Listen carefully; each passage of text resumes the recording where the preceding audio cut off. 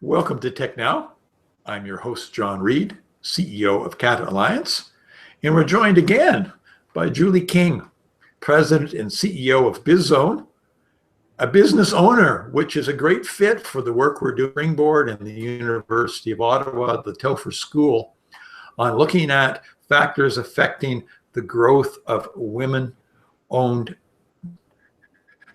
So, Julie, I understand not only do you have an interest in that, but I also understand that you are undertaking some research that will fit very nicely with what we're looking at in terms of business growth issues for women. So why don't you tell us, share some insights and tell a bit about the work that you're doing. I'd love to, John. So Biz-Zone recently got a grant from Status of Women Canada, and it's an exciting project where we're going to map out the ecosystem supporting women entrepreneurs in York Region and Simcoe County. And we're going to focus on the micro business. So we're not necessarily focusing, and there aren't as many large female-owned businesses, but some of the smaller businesses that really struggle. And as part of that project, we're also going to be doing a gap analysis to find not only what supports are missing, but potentially what knowledge areas might be missing that the women-owned businesses might not even be aware of. So you own a business. What's your experience been? And I'm thinking again for a woman who maybe is thinking of starting up a business.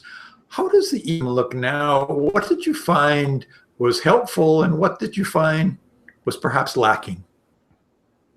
Right. Well, I mean, one of the reasons we started Canada One, which is the national small business magazine, was because there were almost no resources back when I started my business in 1996. And that gap is what led us to create our own site.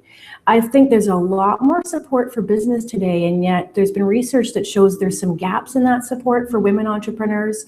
I do know myself, I often wanted to network with other women entrepreneurs when I got started, and I see that as a trend that hasn't changed.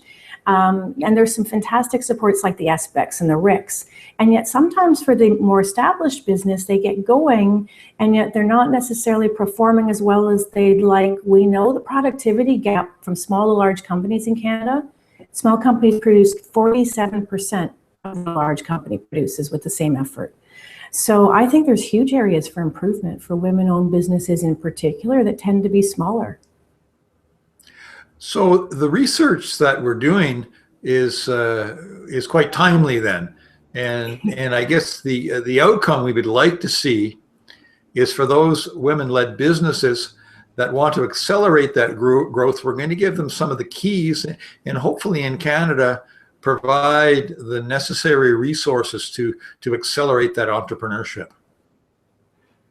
Yeah, and that's important, I think, too. And I think even for the Main Street business that maybe isn't looking at growth the way a high-tech company would, there's a lot of opportunity to just simply reduce losses, to increase profitability, and to run the business a little better so that you can make more money and have a better quality life.